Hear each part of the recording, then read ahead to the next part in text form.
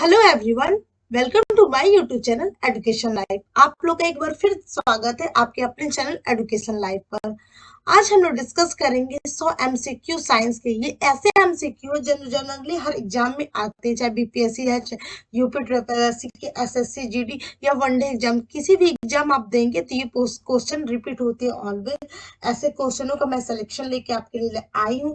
तो चलिए बिना देरी के क्लास को स्टार्ट करते हैं। तब तक आप मेरे चैनल को सब्सक्राइब करें, वीडियो को लाइक और शेयर करें। चलिए वीडियो को स्टार्ट करते हैं। जैसा कि हमारा फर्स्ट क्वेश्चन आप स्क्रीन पे देख सकते हैं, प्रकाश वर्ष इकाई है। तो फर्स्ट ऑप्शन है दूरी की, सेकेंड ऑप्शन है समय की, थर्ड ऑप्शन है प्रकाश तीव्रता की, फोर्थ ऑप्शन है द्रव्यमान की।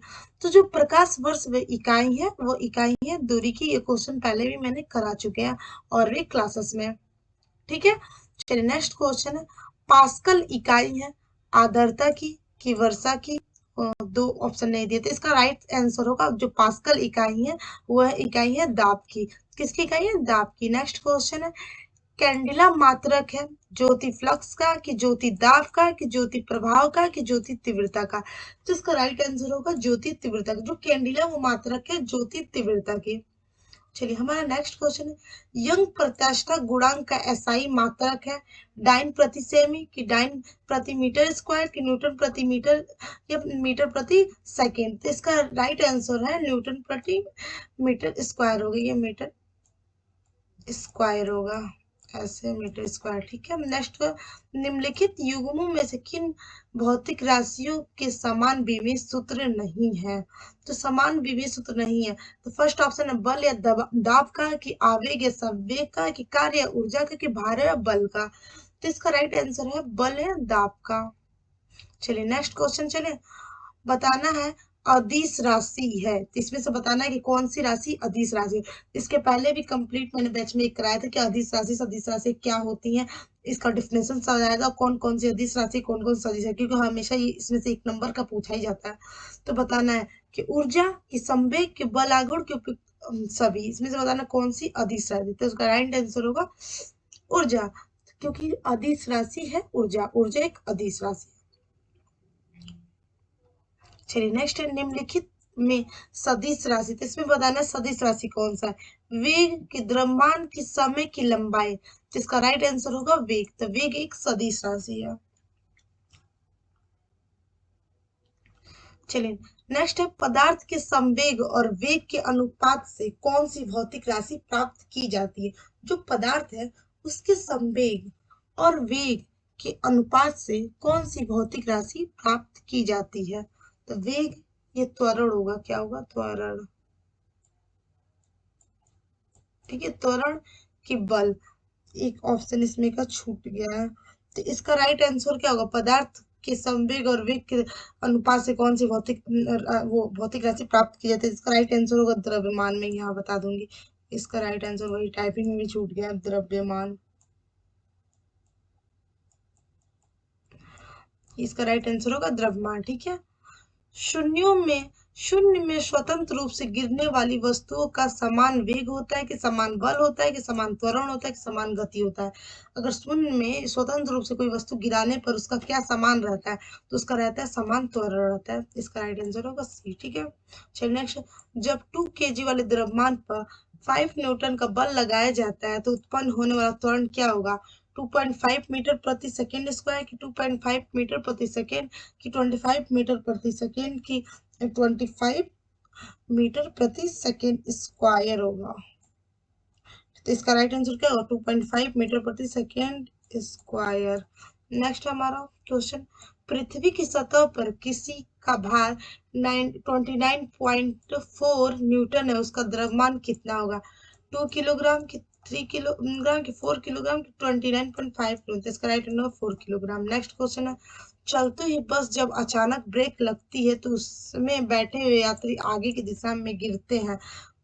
इसको किसके द्वारा समझाया जा सकता है? सापेक्षिक सिद्धांत के द्वारा कि न्यूटन का दूसरा नियम कि न्यूटन का पहला नियम? ये सी होगा, ये भी होगा न्यूटन का तीसरा। इसका राइट आंसर होगा न्यूटन का पहला नियम। क्या, और न्यूटन का पहला नियम क्या था ये मैंने बता चुका है, तीनों लॉ के बारे में मैंने बताया है। बल का गुणनफल है द्रव्यमान और वेग का, कि द्रव्यमान या त्वरण का, कि भार और वेग का, कि भार और त्वरण का। तो जो बल है वो गुणनफल होता है द्रव्यमान और त्वरण का। चलिए नेक्स्ट है, शरीर का वजन बताना कहाँ पर भारी होता है। पृथ्वी की सतह पर सभी जगह पर समान होता है, कि ध्रुव पर अधिकतम होता है, कि विषुवत रेखा पर अधिकतम होता है, कि मैदानों की तुलना में पहाड़ियों पर अधिक होता है। जो शरीर का वजन होता है वो ध्रुव पर अधिकतम होता है। ठीक है, चलिए, किसी मनुष्य का भार पृथ्वी पर यदि 600 न्यूटन है तो चंद्रमा पर उसका भार कितना होगा। 6000, कि 1000, कि 60 n, कि 100 n। तो इसका राइट आंसर होगा 100 n। ठीक है, नेक्स्ट है, जल के आयतनों में क्या परिवर्तन होगा यदि तापमान 9 डिग्री सेल्सियस हो। यहाँ पे 9 डिग्री सेल्सियस गिरा कर 3 डिग्री सेल्सियस कर दिया जाए तो फर्स्ट ऑप्शन, आयतन में कोई परिवर्तन नहीं होगा। आयतन पहले बढ़ेगा और बाद में घटेगा। आयतन पहले घटेगा बाद में बढ़ेगा और पानी जम जाएगा। तो बताइए इसका राइट आंसर क्या होगा।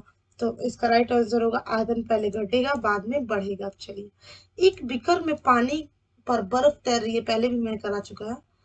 एक बीकर में पानी पर बर्फ तैर रही है, एक कोई ऐसे स्पेस का कोई बॉक्स है, तैर रही है। जब बर्फ पिघल जाए तो बीकर में पानी का तल क्या होगा, बढ़ेगा कि घटेगा, कि उतना ही रहेगा, कि पहले बढ़ेगा कि बाद में घटेगा। तो इसका राइट आंसर उतना ही रहेगा। चलिए नेक्स्ट क्वेश्चन है, जब किसी बोतल में पानी भर जाता है तो बोतल टूट जाता है, क्योंकि पानी जमने पर फैलता है, कि बोतल हिमांक पर सिकुड़ती है, कि बोतल के बाहर का तापमान अंदर से ज्यादा होता है, कि पानी गर्म करने पर फैलती है। तो इसका राइट आंसर पानी जमने पर फैलता है। नेक्स्ट क्वेश्चन नंबर, सड़क पर चलने की अपेक्षा बर्फ पर चलना कठिन है, क्योंकि बर्फ सड़क से ज्यादा से सख्त होती है। सड़क बर्फ से सख्त होती है। हम जब अपने पैर से धक्का देते हैं तो बर्फ कोई प्रतिक्रिया व्यक्त नहीं करती, कि बर्फ में सड़क की अपेक्षा घर्षण कम होता है। तो इसका राइट आंसर होगा बर्फ में सड़क की अपेक्षा घर्षण कम होता है। चलिए नेक्स्ट है, पानी का घनत्व अधिकतम होता है। पहला ऑप्शन है 100 डिग्री सेल्सियस पर, दूसरा 0 डिग्री सेल्सियस पर, तीसरा 4 डिग्री सेल्सियस पर, चौथा -4 डिग्री सेल्सियस। तो इसका राइट आंसर क्या है, इसका राइट आंसर है 4 डिग्री सेल्सियस पर। नेक्स्ट क्वेश्चन है, बर्फ के दो टुकड़ों को आपस में दबाने पर टुकड़े आपस में चिपक जाते हैं, क्योंकि फर्स्ट ऑप्शन, दाब अधिक होने से बर्फ का गलनांक घट जाता है। ये इसमें होगा दाब अधिक होने में बर्फ का गलनांक बढ़ जाता है। दाब अधिक होने से बर्फ का गलनांक पहले घट जाता है फिर बढ़ता है। दाब का गलनांक कोई संबंध नहीं है। तो इसका राइट आंसर ये होगा पहला है, दाब अधिक होने से बर्फ का गलनांक घट जाता है। चलिए नेक्स्ट है, हवाई जहाज से यात्रा करते समय पेन से स्याही निकलने लगती है। काफी बार रिपीट हुआ क्वेश्चन है ये। वायुदाब में कमी के कारण, वायुमंडल में वृद्धि के कारण, कि स्याही के आयतन में वृद्धि के कारण, कि अत्यधिक भार के कारण। तो वायुदाब में कमी के कारण। ठीक है, ऊंचाई की जगहों पर पानी 100 डिग्री सेल्सियस के नीचे तापमान पर क्यों उबलता है, क्योंकि वायुमंडलीय दाब कम हो जाता है तो उबलने का बिंदु नीचे आ जाता है, क्योंकि गुरुत्वाकर्षण कम हो जाता है, कि पर्वतों पर भारी हवाओं के कारण, कि उपयुक्त में से कोई। तो इसका राइट आंसर क्या होगा, तो इसका राइट आंसर होगा क्योंकि वायुमंडल दाब कम हो जाता है और तब उबलने का बिंदु नीचे आ जाता है। चलिए नेक्स्ट है हमारा, साबुन के बुलबुले के अंदर का दाब, फर्स्ट ऑप्शन है वायुमंडलीय दाब से अधिक होता है, सेकंड वायुमंडलीय दाब से कम होता है, थर्ड वायुमंडलीय दाब के बराबर होता है, फोर्थ वायुमंडलीय दाब से का आधा होता है। तो इसका राइट आंसर क्या है, वायुमंडलीय दाब से अधिक होता है साबुन के बुलबुले के अंदर का दाब। ठीक है, नेक्स्ट हमारा, प्रेशर कुकर में खाना जल्दी पकता है, क्योंकि इस बार ये बीपीएससी में आया था। ठीक है, फर्स्ट है, अधिक दाब पर पानी कम तापक्रम पर उबलने लगता है। अधिक दाब पर पानी अधिक तापक्रम पर उबलने लगता है। पानी 100 डिग्री सेल्सियस पर उबलता है, लेकिन अधिक दबाव पर ऊष्मा की मात्रा अधिक होती है। कुकर के अंदर संवहन धारा उत्पन्न होती है। तो इसका राइट आंसर होगा ए। चलिए नेक्स्ट है हमारा, सूर्य में निरंतर ऊर्जा का सृजन किस कारण होता है, नाभ की संलयन द्वारा, नाभ की विखंडन द्वारा, रेडियो सक्रियता द्वारा, कृत्रिम सक्रिय रेडियो सक्रियता द्वारा। तो इसका राइट आंसर है नाभ के संलयन द्वारा। नेक्स्ट हमारा, निम्नलिखित में से किसमें गतिज ऊर्जा नहीं है, तो बहता हुआ पानी में, कि खींचा हुआ धनुष में, कि चली हुई गोली में, कि वो चलता हथौड़ा में। तो इसका राइट आंसर खींचा हुआ धनुष में। चलिए नेक्स्ट है, निम्नलिखित में से कौन से नियम इस कथन को वैध ठहराता है कि द्रव का ना तो सृजन किया जा सकता है और ना ही विनाश। ऊर्जा संरक्षण का नियम, कि साटलीय का नियम, कि सम्मान संरक्षण का नियम। ये द्रव्यमान होगा, द्रव्यमान संरक्षित होगा। ये प्रासरण का नियम, तो इसका राइट आंसर ऊर्जा संरक्षण का नियम। चलिए नेक्स्ट, साइकिल चलाने वाला मोड़ लेते समय क्यों झुक जाता है? इसके आगे हुआ क्यों झुकता है? तो साइकिल और आदमी की गति समान होनी चाहिए, वरना साइकिल फिसल जाएगी। वो झुकता है ताकि गुरुत्व केंद्र के आधार के अंदर बना रहे, उसमें गिरने से बचेगा।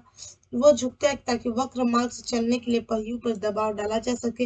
वो झुकता है ताकि वक्र को और तेजी से पार कर सके। तो इसका राइट आंसर होगा बी। वो झुकता है ताकि गुरुत्व केंद्र के आधार के अंदर बना रहे, उसे गिरने से बचाएगा। चलिए नेक्स्ट है, दूध से क्रीम निकालने में कौन सा बल लगाएगा? अपकेंद्री बल, कि अभिकेंद्री बल, कि अपकेंद्री बल, कि बाह्य बल? तो इसका राइट आंसर होगा अपकेंद्री बल। क्या होगा? अभिकेंद्री बल।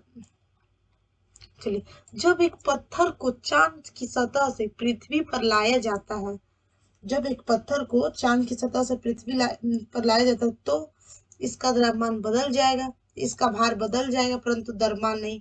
भार और द्रव्यमान दोनों बदल जाएगा, ना द्रव्यमान और ना ही भार बदलेगा। तो इसका राइट आंसर है, इसका भार बदल जाएगा परंतु द्रव्यमान नहीं बदलेगा। तो राइट आंसर बी होगा। नेक्स्ट है, किसी लिफ्ट में बैठे हुए व्यक्ति को अपना भार कब अधिक मालूम पड़ता है? जब लिफ्ट त्वरित गति से नीचे आ रही हो, जब लिफ्ट त्वरित गति से ऊपर जा रही हो, समान वेग से नीचे आ रही हो, या समान वेग से ऊपर जा रही हो। तो इसका राइट आंसर जब लिफ्ट त्वरित गति से ऊपर जा रही हो। किसी लिफ्ट में बैठे हुए व्यक्ति को अपना भार कब अधिक मालूम पड़ता है? जब लिफ्ट त्वरित गति से नीचे आ रही हो। सेम क्वेश्चन रिपीट हो, सॉरी। एक लिफ्ट में किसी व्यक्ति का प्रत्यक्ष वास्तविक भार से कम होता है जब लिफ्ट जा रही हो त्वरण के साथ ऊपर, त्वरण के साथ नीचे, तो समान गति के साथ ऊपर या समान गति से नीचे। तो इसका राइट आंसर है त्वरण के साथ ऊपर। ठीक है। लोलक की काल अवधि, टाइम पीरियड, द्रव्यमान के ऊपर निर्भर करते हैं, कि लंबाई के ऊपर निर्भर करते हैं, कि समय के ऊपर निर्भर करता है, कि तापक्रम के ऊपर निर्भर करता है? तो इसका राइट आंसर है जो लोलक की अवधि, टाइम पीरियड, लंबाई के ऊपर निर्भर करता है। चलिए नेक्स्ट है, लोलक घड़ियां गर्मियों में क्यों सुस्त हो जाती हैं? क्योंकि गर्मियों के दिन लंबे होने के कारण, कि कुंडली में घर्षण के कारण, कि लोलक की लंबाई बढ़ जाती है जिसकी इसकी दोलन में लगा हुआ समय बढ़ जाता है, गर्मियों में लोलक का भार बढ़ जाता है। राइट आंसर का सी होगा। चलिए नेक्स्ट है, किसी सरल लोलक की लंबाई 4% बढ़ा दी जाए तो उसका आवर्तकाल क्या होगा? 8% बढ़ जाएगा, 4% बढ़ जाएगा, कि 2% बढ़ जाएगा, कि इनमें से कोई नहीं? तो इसका राइट आंसर होगा 8% बढ़ जाएगा। स्पीड मेरा कैसा है? ठीक है ना, ना कि फास्ट है ना कि स्लो है, बताते चलिएगा। ठीक है। पार्श्व विकृति तथा अनुदैर्ध्य विकृति के अनुपात को क्या कहते हैं? प्लासो अनुपात, की आयतन प्रत्यस्थता गुणांक, की यंग प्रत्यस्थता गुणांक, की दृढ़ता गुणांक? इसका राइट होगा यंग प्रत्यस्थता गुणांक। चलिए, वर्षा की बूंद गोलाकार होती है सतही तनाव कारण, कि वायुमंडलीय घर्षण कारण, कि गोल पृथ्वी के गुरुत्व के कारण, कि वर्षा जल की श्यानता के कारण? तो इसका राइट आंसर होगा सतही तनाव के कारण। नेक्स्ट है हमारा, श्यानता की इकाई है प्लाइज की, कि प्लाई जूली की, कि पास्कल की? इनमें से कोई नहीं। तो इसका राइट आंसर पास्कल की। नेक्स्ट, महान वैज्ञानिक आर्किमिडीज संबंधित है ब्रिटेन से, कि जर्मनी से, कि संयुक्त राष्ट्र अमेरिका से, कि ग्रीस से? तो इसका राइट आंसर होगा ग्रीस से। अपने उड़ान पथ में अवरोधों की पहचान के लिए चमगादड़ निम्नलिखित तरंगों में से कौन सी एक तरंग का उपयोग करते हैं? औरक तरंगे, की विद्युत चुंबकीय तरंगे, की रेडियो तरंगे, की प्रासर्व तरंगे? तो इसका राइट आंसर होगा प्रासर्व तरंगे। प्रासर्व वे ध्वनियां है जिनकी आवृत्ति होती है 20,000 हर्ट्ज से अधिक, 10,000 हर्ट्ज से अधिक, 10,000 हर्ट्ज से अधिक, ये होगा 10,000 से कम। इनमें से कोई नहीं। इसका राइट है 20,000 से अधिक। एक जेट वायुमान 2 मैच के वेग से हवा में उड़ रहा है, जब ध्वनि का वेग 332 मीटर प्रति सेकेंड है, तो वायुमान की चाल कितनी होगी? 166 मीटर प्रति सेकेंड, की 66.4 किलोमीटर प्रति सेकेंड, सॉरी वो 3,332 मीटर प्रति सेकेंड, या 664 मीटर प्रति सेकेंड? इसका राइट आंसर होगा 664 मीटर प्रति सेकेंड। डेसिबल इकाई का प्रयोग किया जाता है, नेक्स्ट ये हमारा, प्रकाश की गति के लिए, कि उष्मा की तीव्रता के लिए, कि ध्वनि की तीव्रता के लिए, कि रेडियो तरंग की आवृत्ति के लिए। तो इसका राइट आंसर होगा ध्वनि की तीव्रता के लिए। ओके, क्या होगा? ध्वनि की तीव्रता के लिए। चलिए, एक स्वस्थ मनुष्य के शरीर का ताप होता है, ये 37 ये पहला ऑप्शन होगा 37 डिग्री सेल्सियस और 37 डिग्री फ़ारेनहाइट, 98.42 या 98.40 डिग्री केल्विन। इसका राइट आंसर 37 डिग्री सेल्सियस। देखिए, ठंड के दिनों में लोहे के गुटके और लकड़ी के गुटके को प्रातः काल में हुए तो लोहे का गुटका ज्यादा ठंडा लगता है, क्योंकि छुए तो लोहे का ज्यादा ठंडा लगता है, क्योंकि ये लोहा होगा, लोहे के गुटके का ताप लकड़ी के गुटके से कम होता है। लकड़ी की तुलना में लोहा उष्मा का अच्छा चालक होता है। लकड़ी की तुलना में लोहा उष्मा का खराब चालक होता है। लोहे का गुटका लकड़ी से भारी होता है। तो इसका राइट आंसर, लकड़ी की तुलना में ये लोहा उष्मा का अच्छा चालक होता है। ठीक है। खतरे के संकेतों के लिए लाल प्रकाश का प्रयोग किया जाता है, क्योंकि इसका प्रकीर्णन सबसे कम होता है। ये आंखों के लिए आरामदायक होता है। इसका सबसे कम रासायनिक प्रभाव होता है। ये हवा द्वारा इसका अवशोषण सबसे कम होता है। इसका राइट आंसर, इसका प्रकीर्णन सबसे कम होता है। वो अस्त होने के समय सूर्य लाल दिखाई देता है। बताइए किस कारण? परावर्तन कारण, कि अपवर्तन के कारण, कि प्रकीकरण के कारण, कि विवर्तन के कारण। इस बार की बीपीएससी में इसमें पूछा था। जी राइट आंसर प्रकीकरण के कारण। ठीक है। नेक्स्ट है, साबुन के पतले झाग में चमकदार रंगों का बनना किस परिघटना का परिणाम है?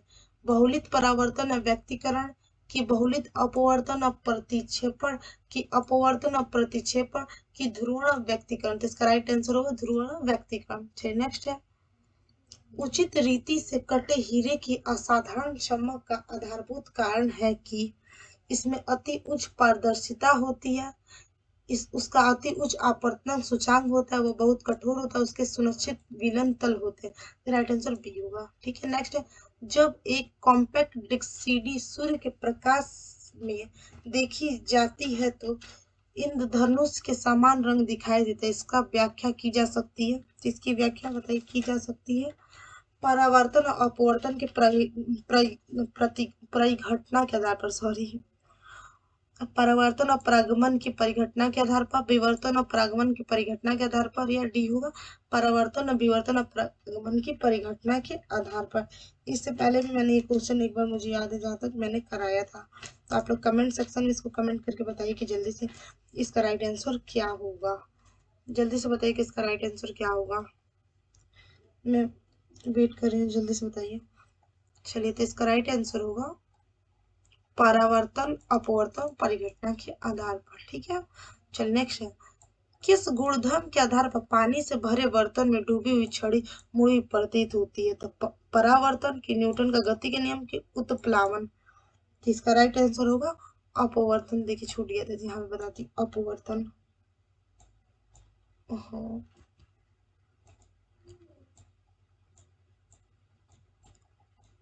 अपवर्तन,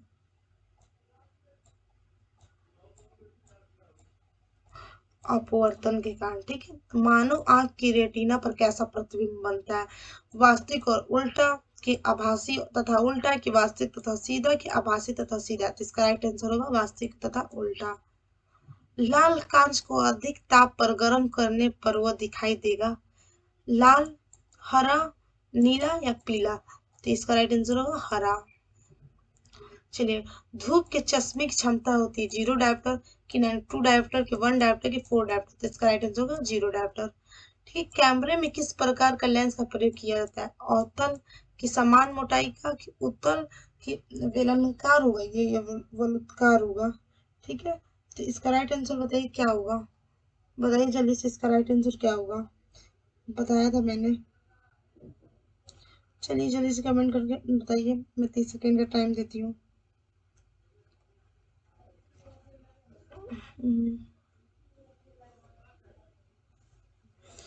जल्दी से कमेंट करके बताइए।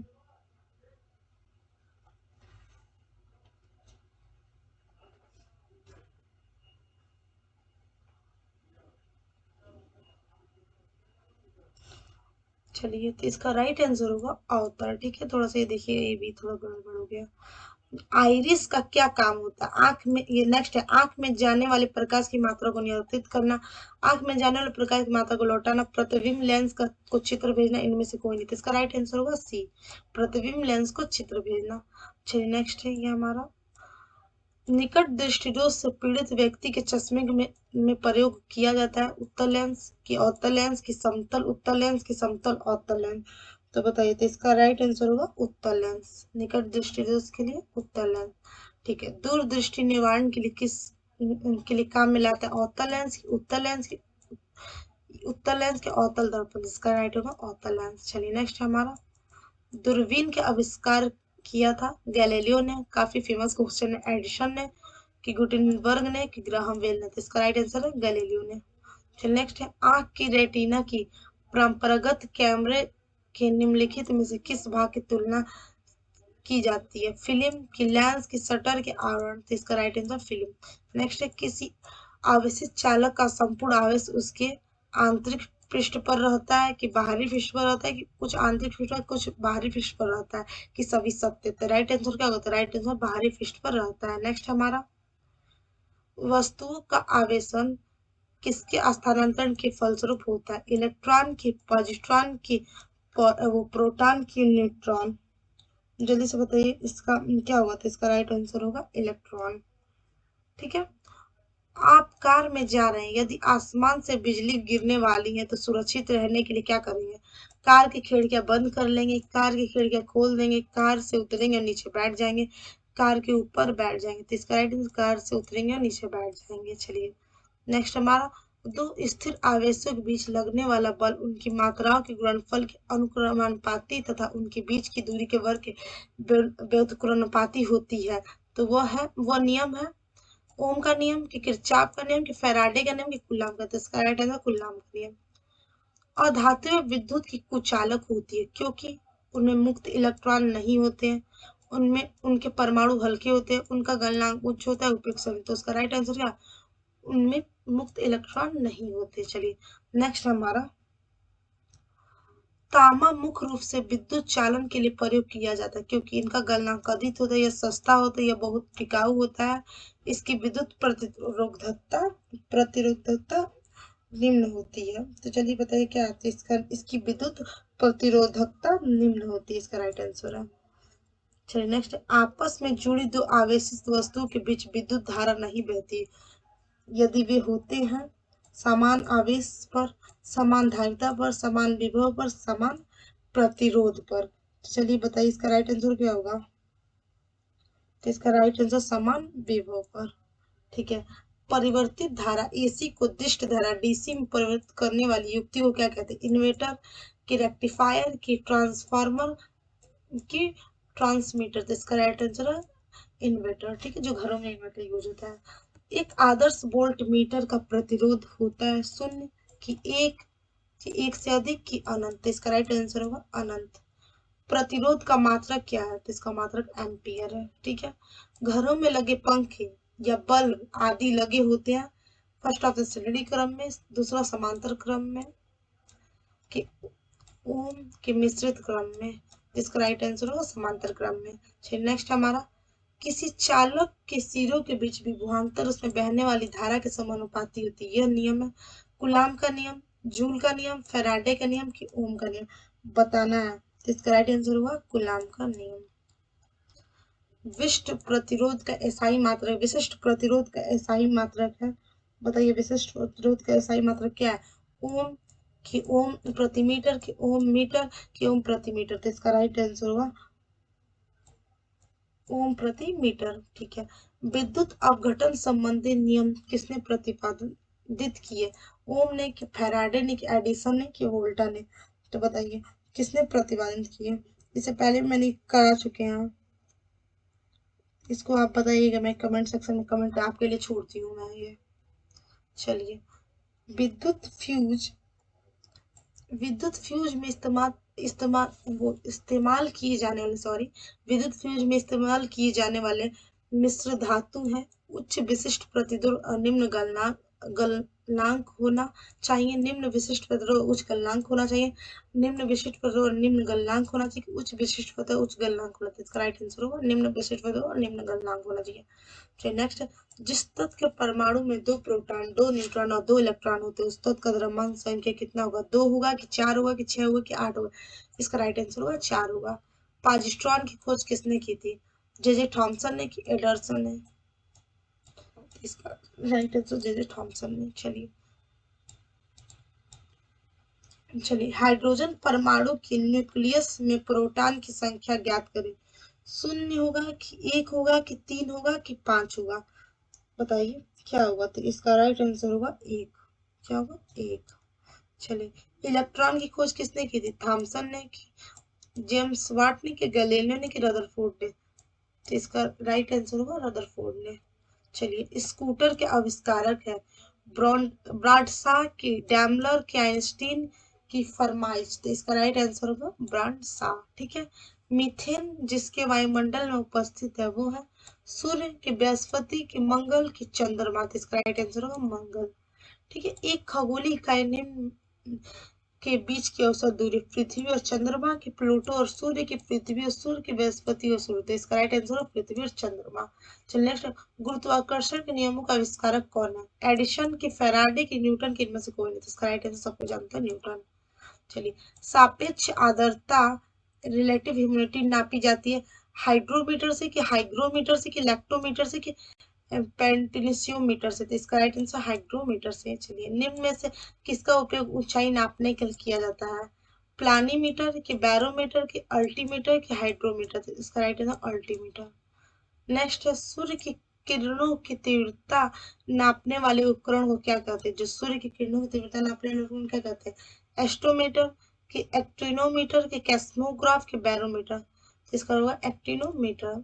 नेक्स्ट, वह उपकरण कौन सा जिसमें समुद्र की गहराई को मापने के लिए ध्वनि का तरंग का प्रयोग किया जाता है? रडार की, सोनार की, वेंचुरीमीटर की, अल्टीमीटर? तो इसका राइट आंसर होगा सोनार। चलिए तो जो भी यहाँ पे हमारा इम्पोर्टेंट जो भी क्वेश्चन हमेशा जो रिपीट होता है मैंने इस क्लास में कराया है। तब तक आप पढ़ते रहिए, फिर मिलेंगे एक अच्छी वीडियो के साथ। तब तक जय हिंद।